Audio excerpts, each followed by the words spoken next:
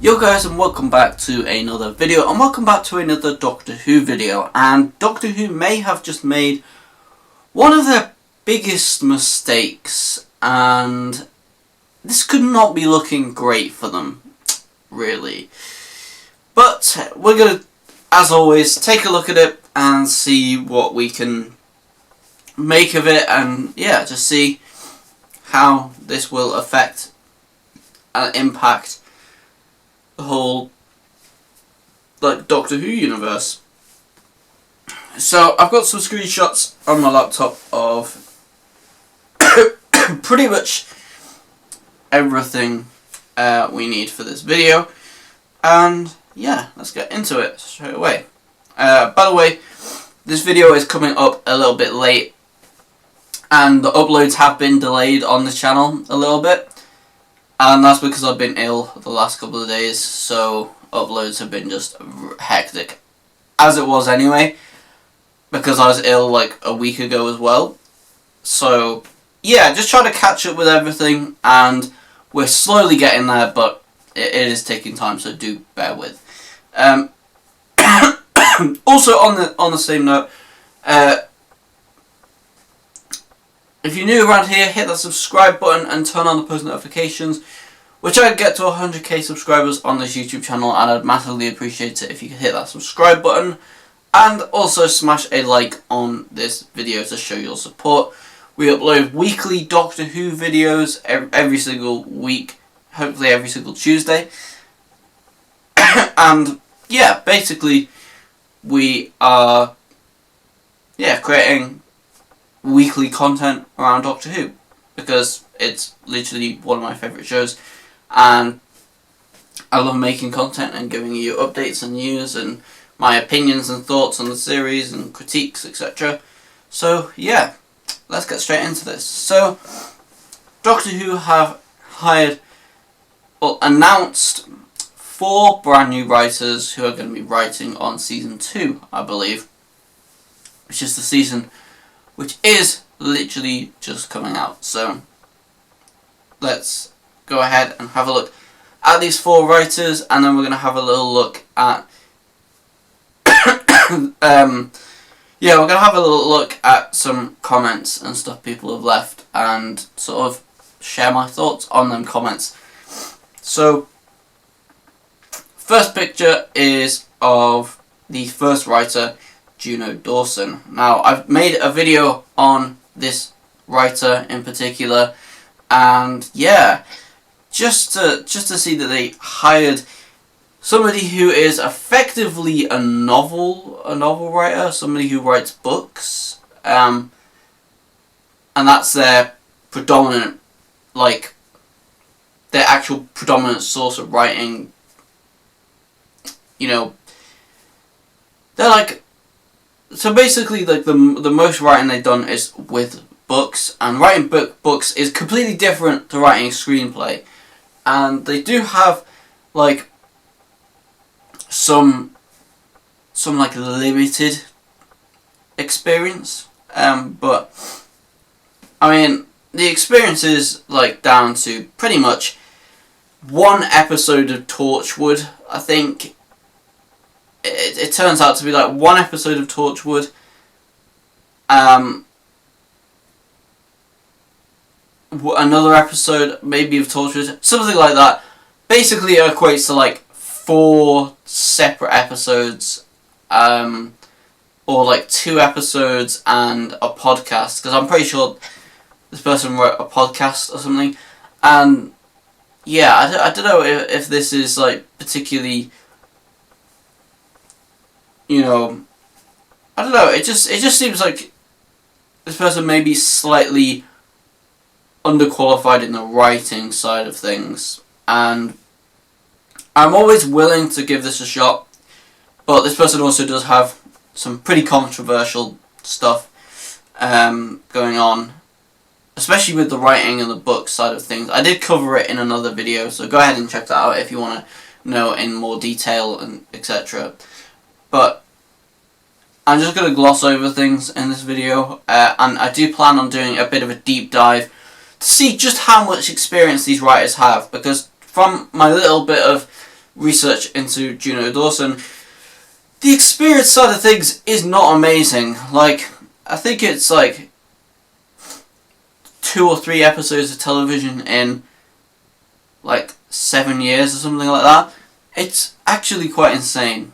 And my numbers may be slightly off because obviously I'm just memorising this from memory, but it seems like a very little amount of experience. And this is obviously separating the podcast, because to me a podcast doesn't really count as like, you know, like proper screenplay writing, like a series or, you know, a film, etc. So that's why I'm not really counting the podcast. I'm looking specifically at, you know, writing for television or film, which Doctor Who is a television series. So, I mean, that pretty much makes the most sense. So, yeah, basically, that is the first screenshot. But it gets more interesting as well. So, the next screenshot is of Enua Elams. I do apologise if I do pronounce these names incorrectly. Most of them are foreign, or just, you know, a little bit more difficult to pronounce. But I'm going to try my best with this. So, Enua Elams. Yeah. So, apparently this guy has worked with some quite big brands, writing stuff for them, apparently. Like, apparently this guy has some sort of affiliation, or like has worked with like Louis Vuitton and some bigger brands like that, which I guess doesn't really mean much in the terms of writing Doctor Who. And apparently he writes like predominantly poems, which again, I don't know how that works, but I am going to do a deep dive on him to really look into how much television work this guy has done. So that is kind of the plan with another video, just to do a deep dive into these people. Then we have Pete McTeeth. I think that's how you pronounce it. But yeah. So this person right here, I believe he has done some writing work on The War Between the Land and the Sea, which is the spin-off series. So this is going to be quite interesting because we're going to kind of get to know how his writing is based off of that series, as well. But I think season 2 is going to come out first. But yeah, basically we could get a little bit of insider to see how good that series is going to be based off his writing in season 2. And again, I don't really know much about this writer, but I'm kind of excited to see what these writers are going to bring to the table, because I don't really know any of them, and I haven't really followed any of them's work. So I don't know. I don't know how this is going to go, but I can only hope that this works in the favour of Doctor Who, because Doctor Who really does need some good writing, and yeah, it's in desperate need of some good quality writing right now. And then we've got the final one right here, who is Sharma Angel Wolfall, who, again, I have no idea what this person has done. Really don't think it rings any bells for writing terms of things, but as always, I'm going to do a deep dive into, you know, what this person has written in the past, and whether it's television, and how good that television actually is. So we're going to do a deep dive very soon on all 4 of these writers. So let's have a little look at 2 different types of comments. So we're going to have a look at this comment first, which basically says, Dawson writes some vile tweets, not impressed that Russell T Davies has given airtime to it. So, this is obviously referring to Juno Dawson, who has a bit of a controversial history in terms of writing and getting books banned within children's curriculum, which it doesn't really sound great when you look at it like that. But yeah, if this person has wrote some pretty vile tweets, then obviously that's not good. And I am questioning why Russell has chosen directly to hire this person. But I suppose we'll see how it pans out. I mean, I'm not going to go and say that, this person is not going to write good Doctor Who content, because you never really know in terms of writers. But looking from experience side of things, it's not looking amazing. Like, it doesn't make me super excited for the upcoming season, and obviously that's not really a positive thing. But let's have a look at the opposite side of the coin and see if this person has a point right here. So it says, do you people know what Doctor Who started as? Yeah, I'm pretty sure it was a family television show that it started off as, and obviously that was made by William Hartnell. It was an educational program for your younger audiences. Yeah, again, that's quite pretty accurate. I don't know how educational it was, or whether I'd say it falls more under the line of entertainment than education. Yes, you can learn some things from science fiction, but I mean, I'd say it's more of an entertainment program. I don't think you're going to get much education out of, Daleks, particularly, especially for a younger audience as well. Like, it's definitely more of the,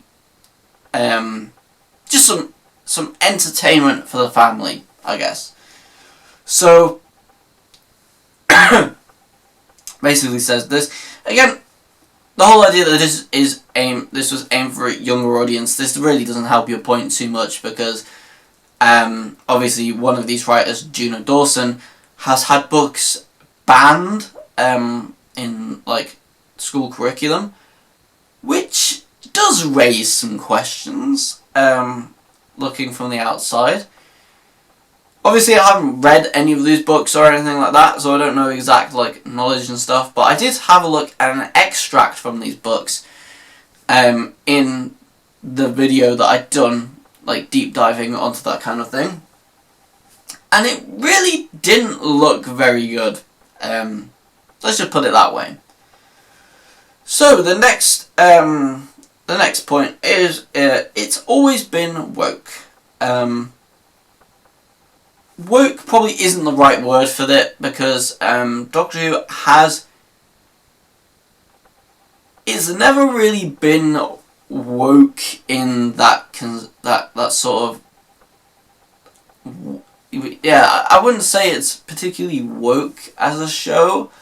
It certainly hasn't always been like that, and I think woke is just a little bit of a, quite a broad word to say. Yes, there has been some teachings which are, skewed to certain ways, but I think it's been written very, very well into the story in the past, and my issue doesn't fall with what is covered in the show, because I think the show is pretty inclusive of quite a lot of different things, and so it should be, because Doctor Who is that show that does have quite a lot of freedom to sort of explore whatever lane it wants to, and I love that part of Doctor Who, and I love that they can do that. It's just that it's really terribly written in with the new stuff that kind of comes in. So I think saying that it's always been woke does just sort of broaden the idea of that kind of thing, and I don't really think that covers it in as much detail as possible, because it's always covered things, but it doesn't force things into every single episode. Like when I was watching a David Tennant episode or a Matt Smith episode, they didn't like force they didn't essentially force like, oh, this sort of thing into every single episode, which has been felt like, which, yeah, I think in a lot of the new episodes definitely seems the case. Okay, so it says, the literal point of the show is everyone deserves to be represented and cared for, even actual outer space aliens. I don't really think that is the motive of the show, really. I think it just teaches good morals in specific. I don't really think it's a harp on at representation, especially not how the show used to be. I think it's a little bit more so in this show because the writing is not as strong as it was back in like the David Tennant era.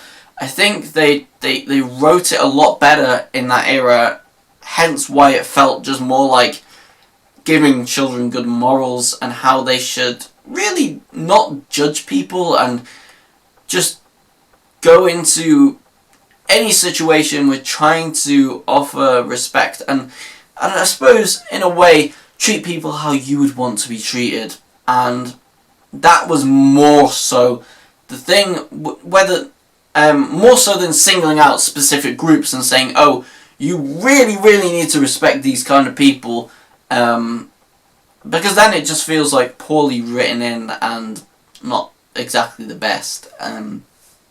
So yeah. But especially for our fellow humans, the core of Doctor Who has always and will always be acceptance. Again, I think acceptance is kind of not really the way to put it. Doctor Who has always been a fun sci-fi show with maybe some like darker moments and things like that, if you want to talk about specific episodes, but yeah, it's always been about good science fiction writing, and for a while it's always been that way, and I don't think this new series definitely feels like it's missing a chunk of that writing quality. So yeah.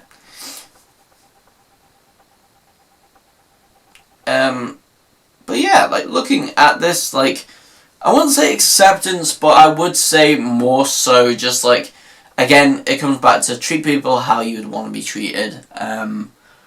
And yeah, just like, I'd say the Doctor is quite a good role model in always doing the right thing and always trying to be the best that you can be. And I think that's kind of more the message that Doctor Who really does put out there. And along with a couple of other messages, obviously, like, you know, like there are deeper messaging inside of Doctor Who, like, you know, obviously like with companions and stuff, and I mean the Doctor and etc. And like the Doctor not using guns and not being for violence, which I think is a really good message to push as well. That doesn't really fall into acceptance, that just falls into, you know, doing the right thing and trying to resolve things without creating more violence, which overall seems like a very good message to be putting out there, and I've got absolutely no problems with that kind of messaging put out there. So yeah, that is basically the end of this video. Apologise if my voice has been a little bit off in this video or whatever. I'm pretty ill at the moment, so I'm trying my best to get these videos out and trying my best to get these videos together.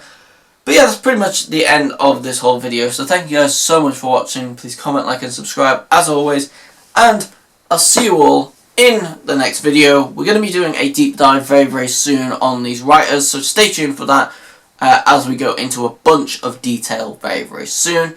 Brand new Doctor Who videos every single week. And yeah, thanks for watching, comment, like and subscribe, and I'll see you all in the next video. Peace.